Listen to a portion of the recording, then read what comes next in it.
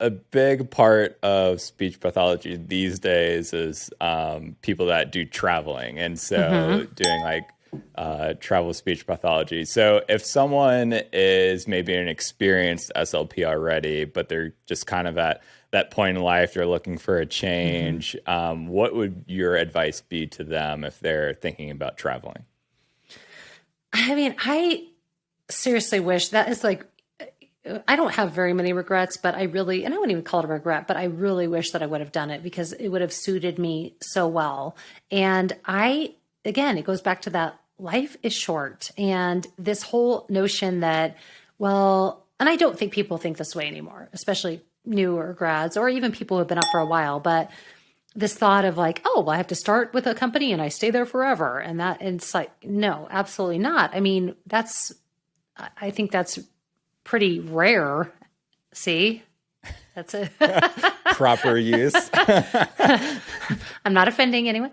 Pretty rare these days that, anybody would do that. So I think, especially with like, if you did a school assignment. So I think that's what people sometimes get confused about is they think travel is only 13 weeks, but you can do a whole 9-month assignment.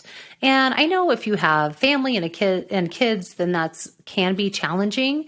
But the fact that it's 9 months, and if you really love it, you can keep doing it.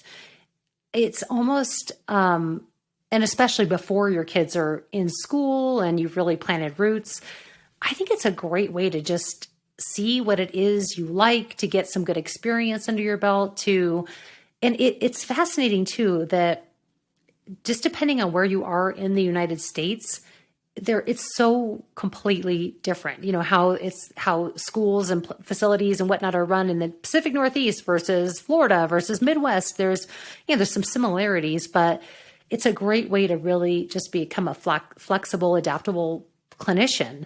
So I think this is how I feel about it is you have nothing to lose. Like it's one of those where you could even do 2 years, like where your kids are little, or even once they're older, they're saying like, hey, what do you think about going and living here for a while?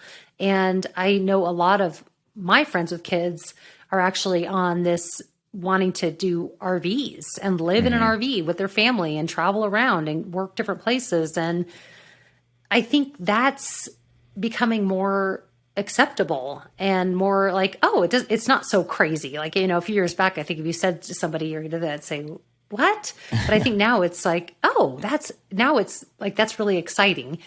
But again, and if you don't have a family or in a place where maybe your kids are grown and they've just left and you're kind of figuring out what's next for you, I think that would be a great thing to say, you know what, now it's kind of, I can find myself again and kind of go see what it is I like to do and explore. And almost like if you already have one big transition going in life, why not add to it and just kind of keep it all the transitions. I mean, go big or go home. It's like, let's just, so I think it's really just comes down to remembering that at the end of the day, it's a blip, like this life. And you never know what saying yes and trying that, what doors that opens, because most of the things that I truly say stumbled into in my life weren't really like planned, but were more like, let's try that. And then it just turns into this really cool experience. So you have nothing to lose. If you go someplace,